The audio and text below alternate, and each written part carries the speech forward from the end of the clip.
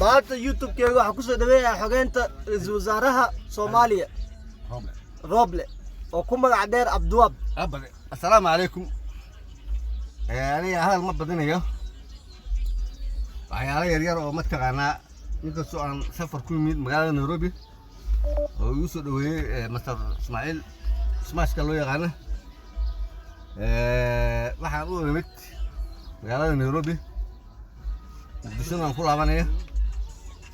waxaa jirta rag badan oo siyaasiyiin ah oo ilaa Sheekh Shariif Xasan Sheekh la shaqeynaya iyo farmaajaba oo abeeshood ay waddanka soo dhaceen hantidina ay Nairobi keeneen.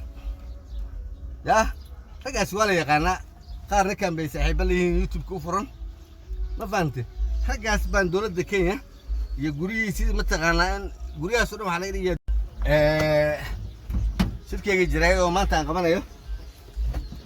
waxa ay ka mid tahay shirka jiraayad oo maanta aan qabanayo haddii la yiraahdo rag badan oo mataqaanaa oo aan garanayo hawiye u badan daarood xawaalme ay ku jiraan oo waddanka soo haray waddanka Soomaaliya soo dhaceen inay soo hareen hantidii Soomaaliya ay mataqaanaa meelaha guri ay ooga gateen waxaas oo dhan baa la rabaa in laga qabto.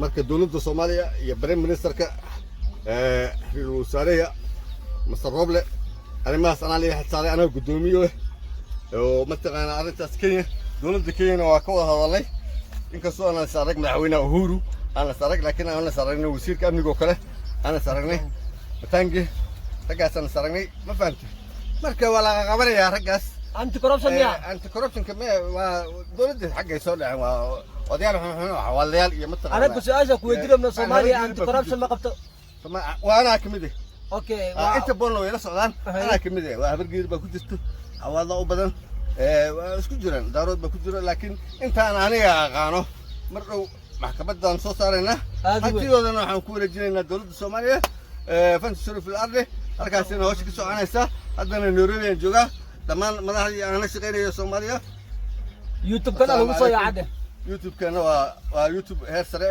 lagu soo yaacay